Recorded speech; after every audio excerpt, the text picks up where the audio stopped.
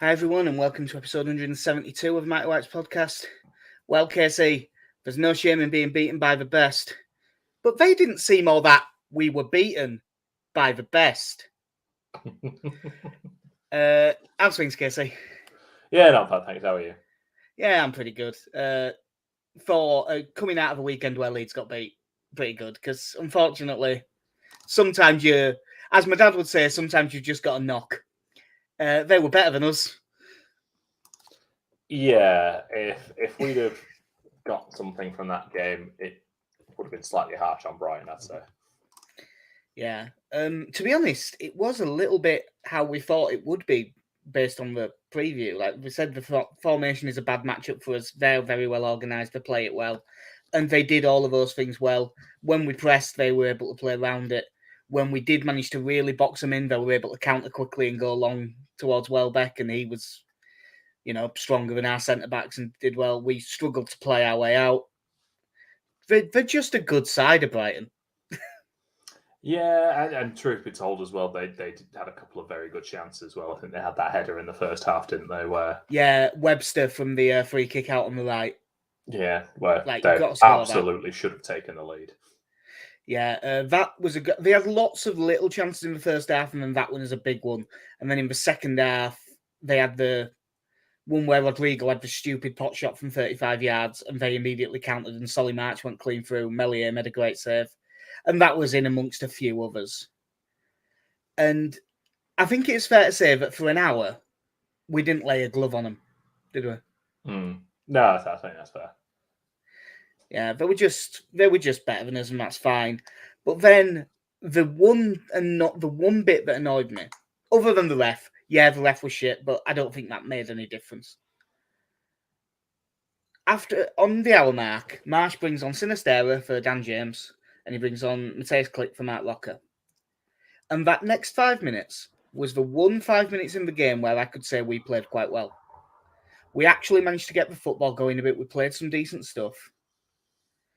And then Allenson drives into the box. Estupinan, who looks like a good left back, we could have done with him.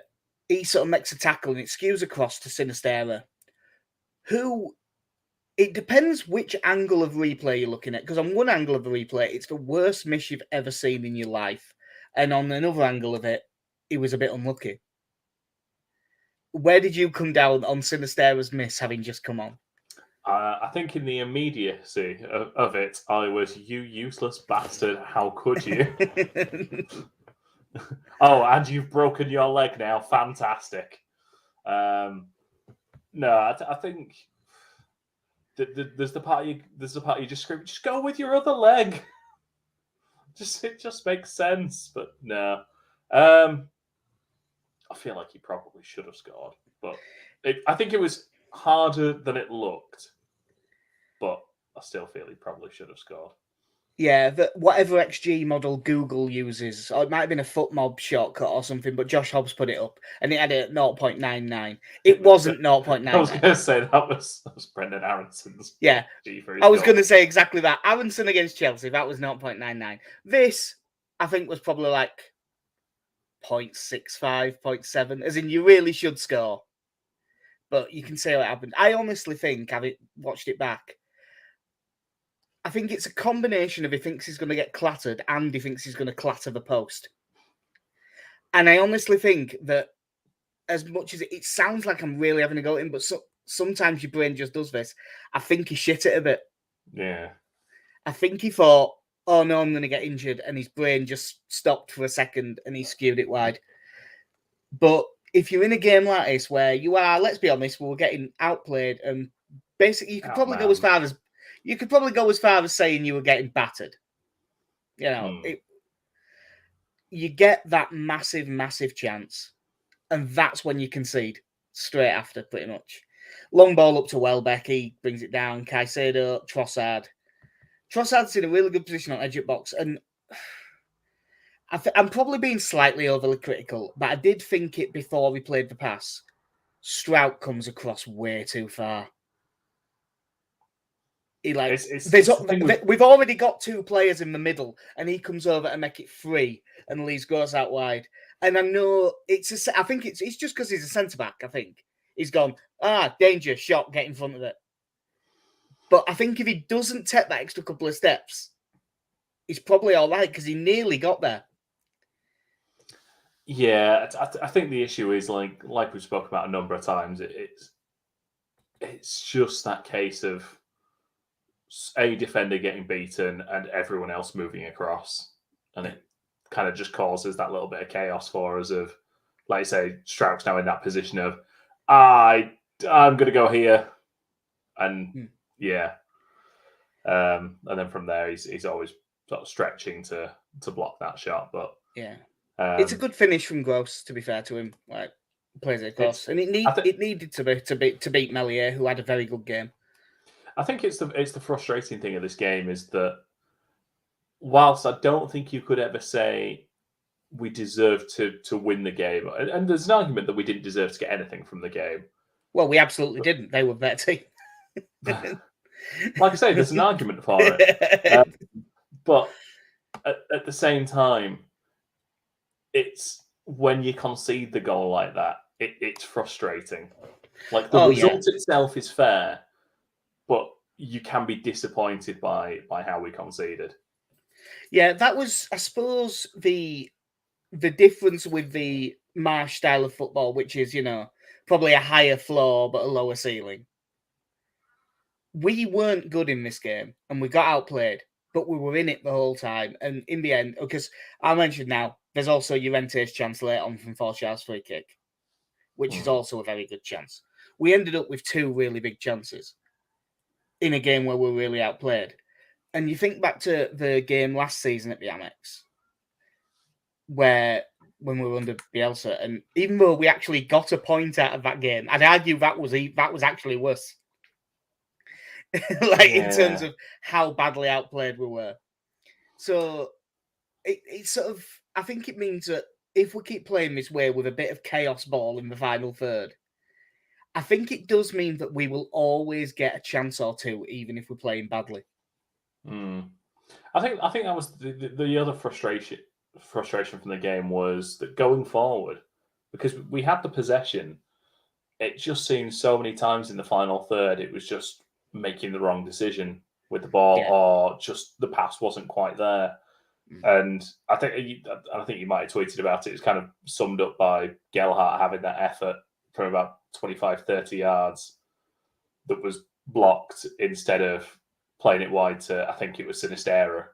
Yeah, we had seemed to be in acres of space. That was the one that made me tweet out about it because it was at the end and you just pushing to get into it. But we've been doing it all game. It's not to have a go at Gelhardt for it, because at that point, you can't really blame someone entirely for having a go when you're trailing 1-0 in what has been a frustrating game. But yeah, we were kind of back to a little bit of Jack Harrison from last season, that the work is there, but the pass was always a yard or two in the wrong place. Or I think you could say it about the entire front four. I don't think any of the front four had a good game. In that decision making thing, there was one where Aronson got played in sort of right side of the penalty area, and it's so clearly a shot. It's so. You should be confident, man. Hit it. And he just pulls it back to nowhere and to no one, and it's just I didn't think any of the front four had a particularly good game. I didn't think Tyler Adams had a particularly good game either. Probably again because we ended up with most of the ball, but in our defensive third for a lot of it and stuff. It wasn't his sort of game.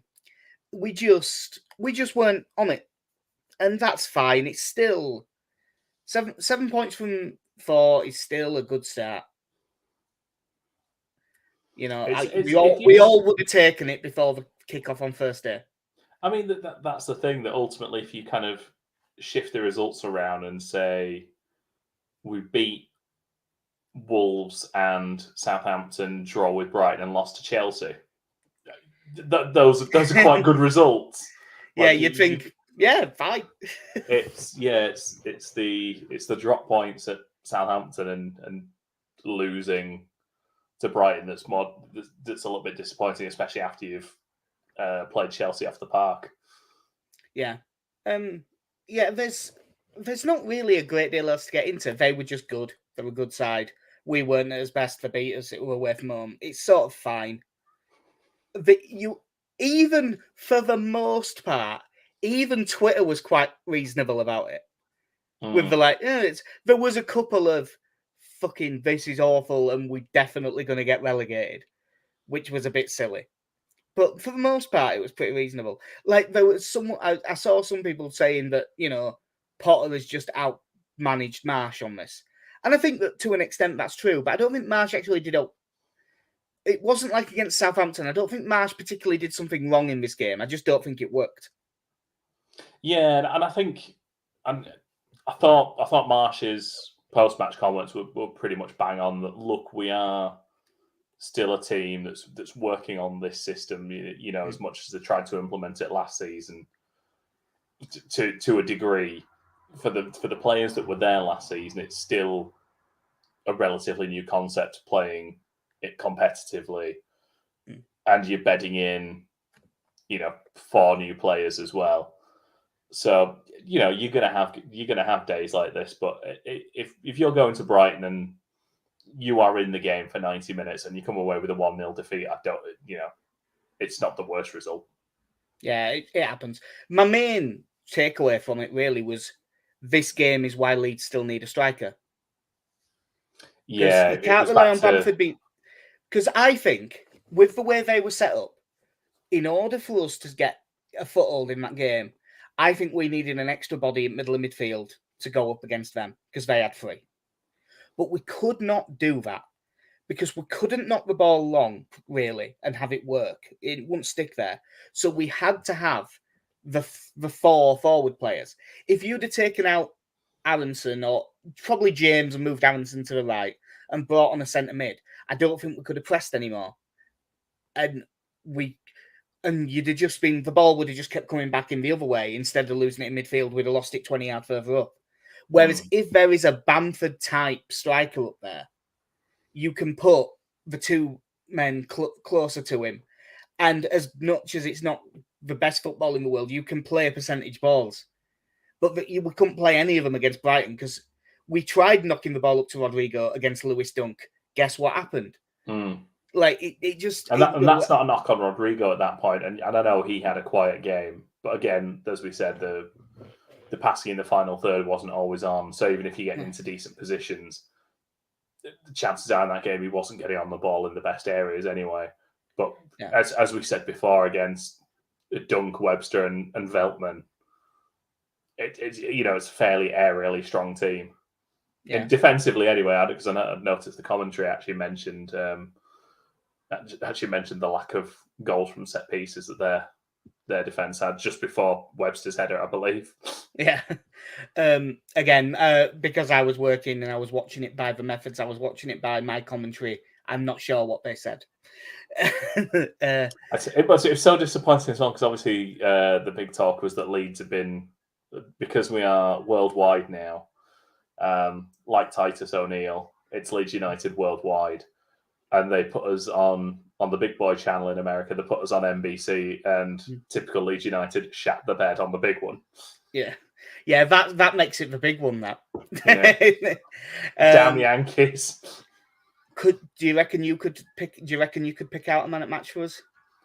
I'm saying for us because it was probably Pascal Gross, but or maybe Caicedo was good too.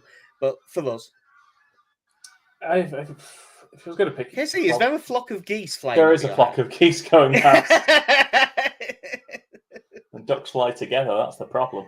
Yeah, no, I was just listening. At first, I thought, "Is he got the squeakiest chair in the world?" And then suddenly, no, that's geese.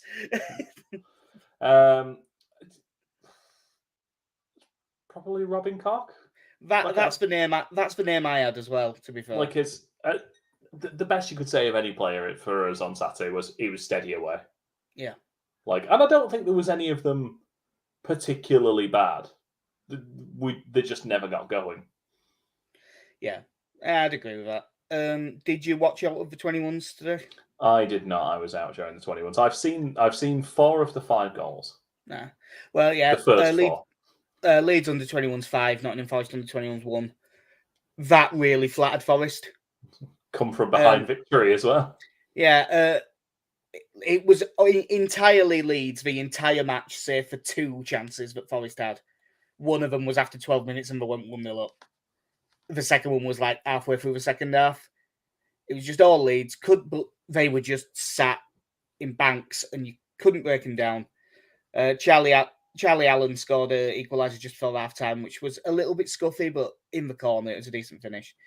Second half, they started to run away with it. Darko JB got his first goal.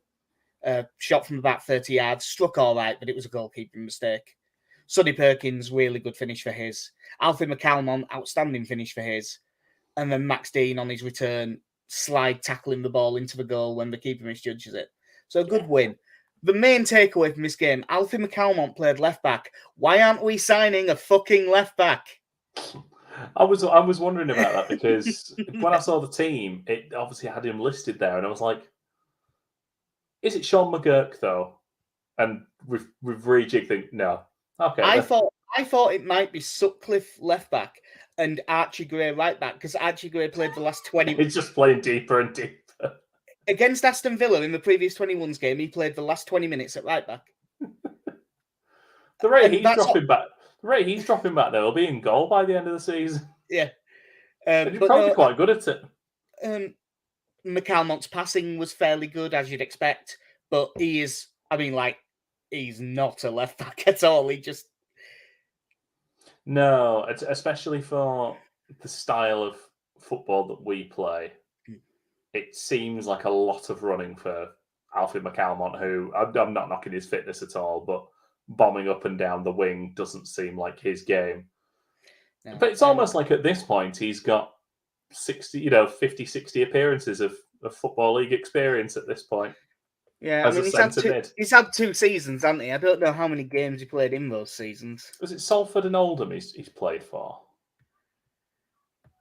Oldham and Morecambe. And I'll tell you what, I mean, his wicket, which you think is just starts, adds up to 58. So you really weren't far off. God, at Oldham, he got 8 goals in them 32 games.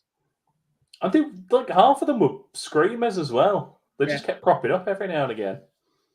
And he's I was underselling it when I said before, when I think we were talking about it in the pub the other day, talking to our mate who was a Bradford fan, Mark Young, and saying you should probably try and get Alfie McCalmont.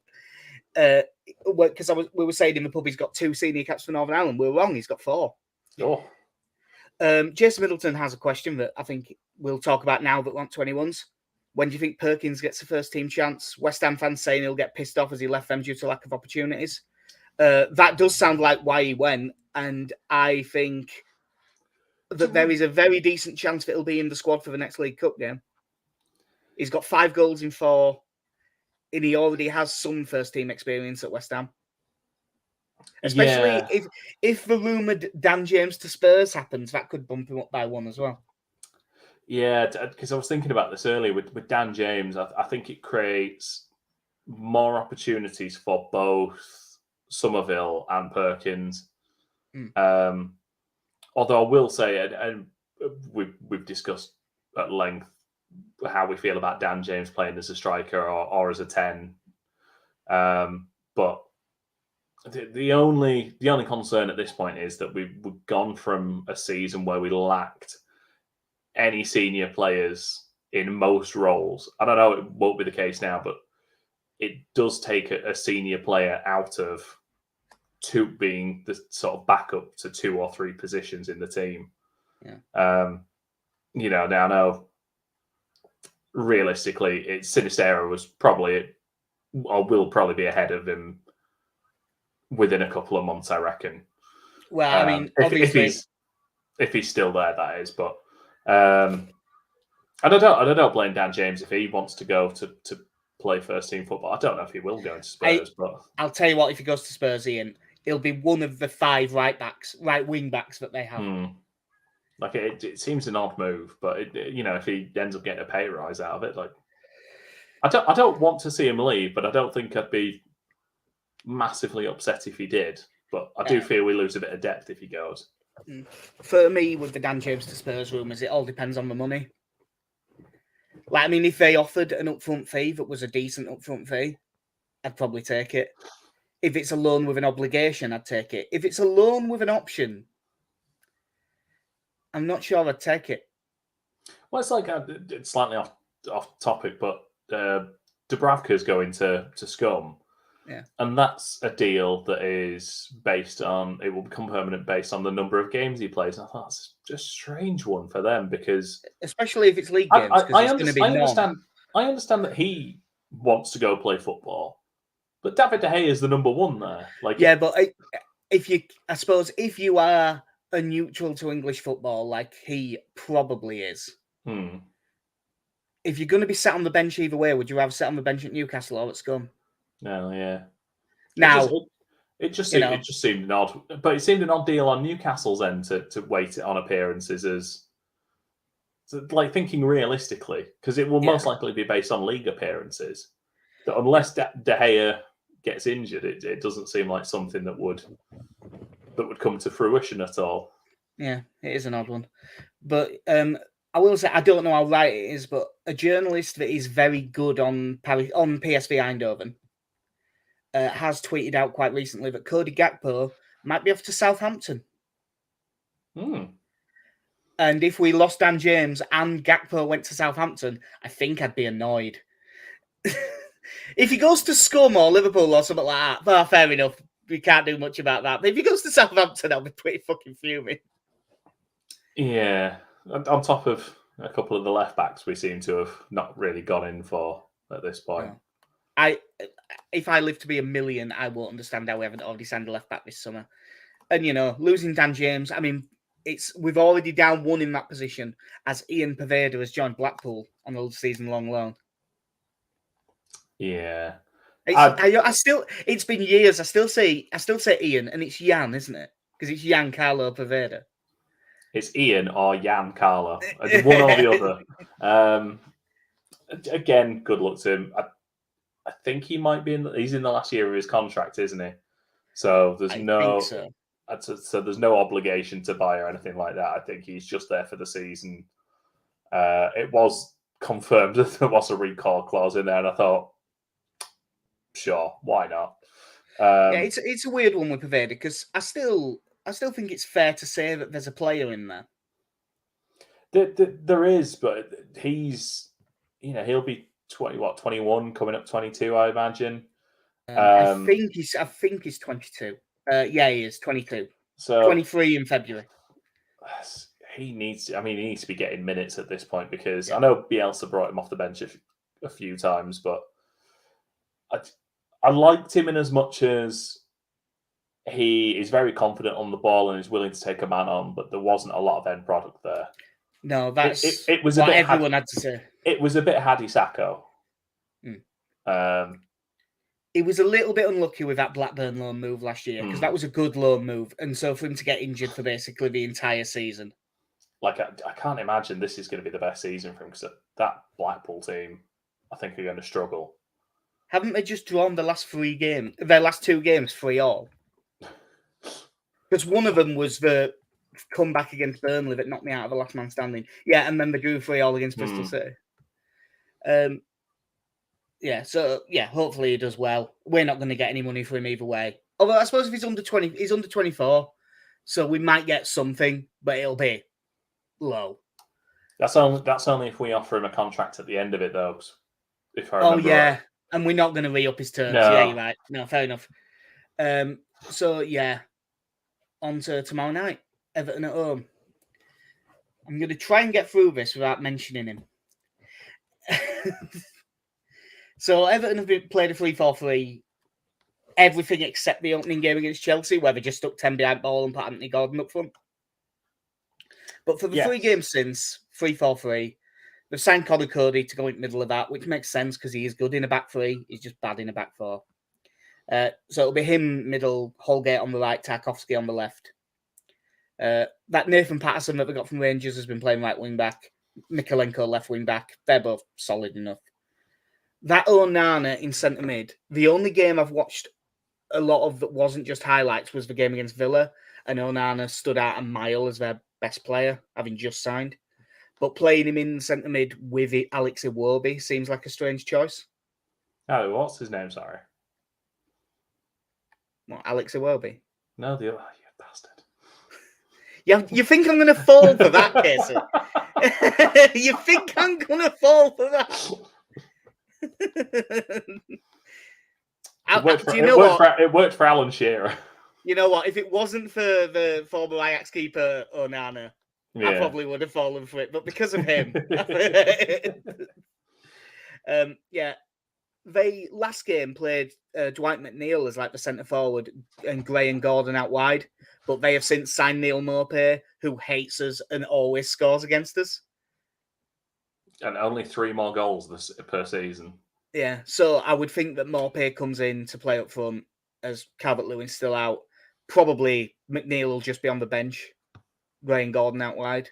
It's like the one they call McNeil. Yeah. It's a deep Futurama cut there for you. Yeah. So they haven't had a great start. They've got 2 points, I think, from their 4 games. Sorry. Lost 1-0. The geese might be coming back. Lost 1-0 to Chelsea, lost 2-1 at Villa, drew 1-1 to Forest, and then got a 1-1 draw away at Brentford at the weekend, where if you've watched the highlights, they got battered into the ground and drew 1-1. Yeah, unfortunately, I think I said to you guys, when it came to picking a replacement for Bamford in my fantasy team, the 2 I looked at were Roberto Firmino and Ivan Toney. And oh boy, I definitely chose Ivan Toney. Yeah, I didn't make that mistake. I didn't captain Salah. I did captain Gabriel Jesus when I had Haaland in the team, though. So yeah, there was I think the guy who got the highest score over the weekend. I think he triple captained Roberto Firmino. Probably what was it? Lost 3 the bet. assists, 2 goals. Like God, it really paid off for him. Yeah. So yeah, you look at Everton's team, and Pickford, who most of the time is a good keeper, has the odd terrible game, but also has some world-beating games as well. He's a bit streaky. I think it's not a great team, is it? No, it's considering they've spent so much money. That team last season that was so heavily reliant on Anthony Gordon and Richarlison, and now Richarlison's gone. And Anthony Gordon might yet go. Yeah, I know they said they haven't received a formal bid yet, but and honestly, if he went to Chelsea, I think he'd be mad because I don't think it'd be a good move for him, and I think it's a stupid move for Chelsea. But if they want to give you that much money, I mean, there was a rumor going around that they were going to pay all of that money and Broher or Conor Gallagher. I think if you're playing Alex Iwobi in centre mid and someone offers you Conor Gallagher, I don't really think that Conor Gallagher suits them at the moment. I don't think it works in that Tuchel team. Now, I think Gallagher will stay until the end of the transfer window when Kovacic and Kante come back, and then I think Palace will get him again. Honestly, I don't think, if not for injuries and suspensions, I don't think he's the backup for either of those centre mid positions.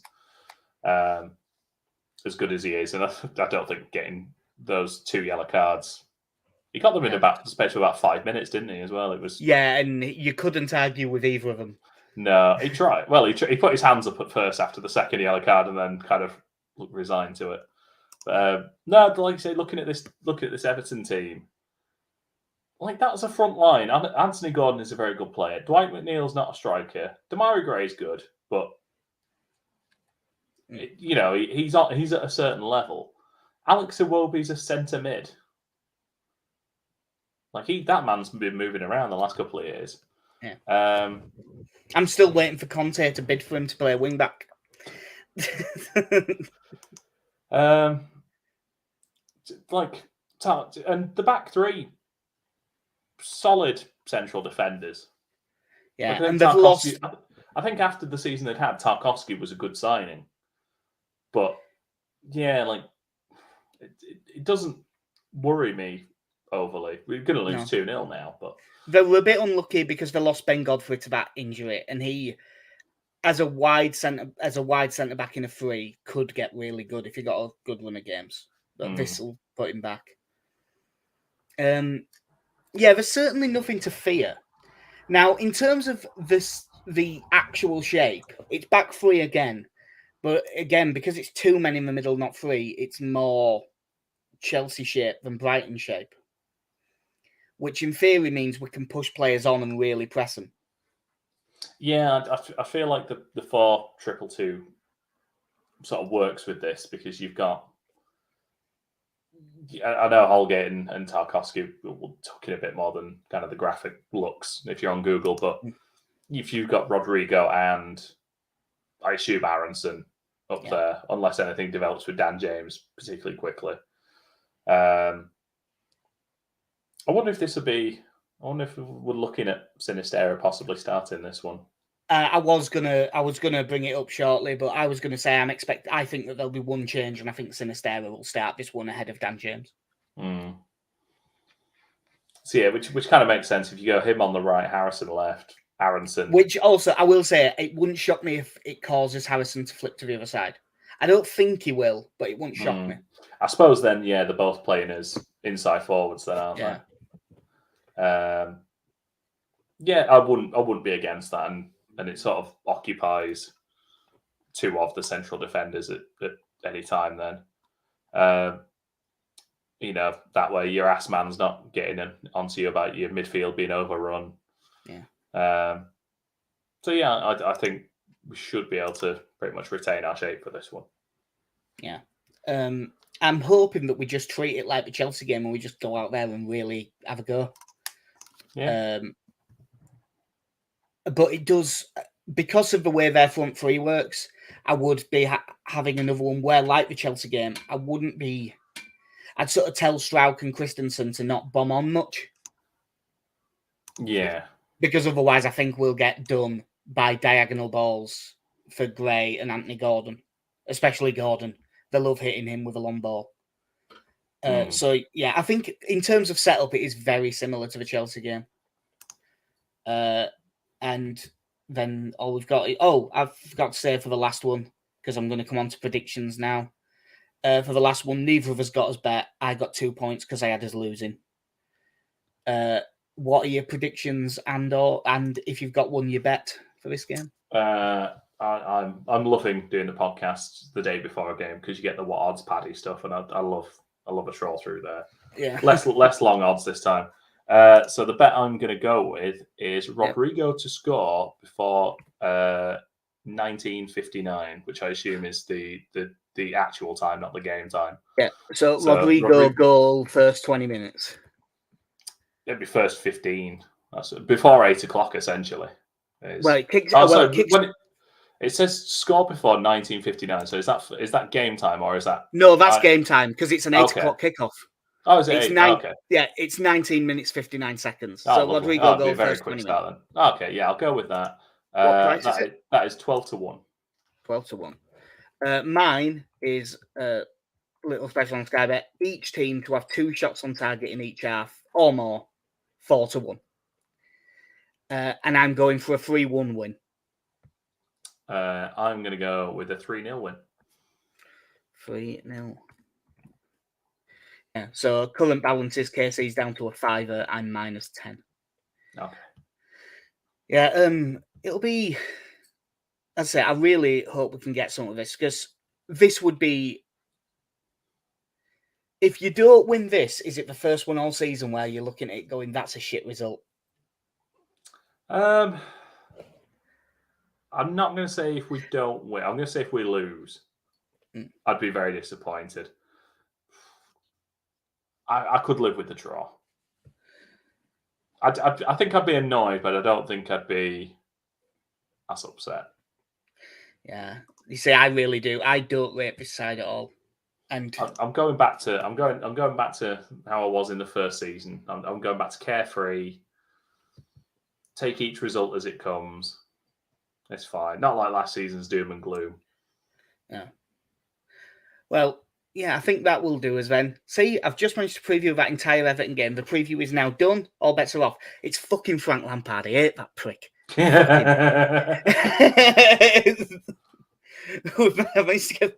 It's an awful manager. He's not much better as a person. Fuck him. Right. So yeah, that will do us. Hopefully, we can get a result, and then when's our game at the weekend? Is it just a standard? Is it Saturday 3:00? Yeah. Why does the search function on this keep switching back to Yahoo by itself? It's really annoying. Oh yeah. The scene of The Great Escape on Saturday, Brentford away, 3:00. Lovely. So yeah, that's a tough game as well. So we really could do it. So yeah, that will do us. Unless you want to add, Casey. Well, I think we're all good. Nice one. Well, I've been Jack. See ya. I'm in Casey. Have a good one.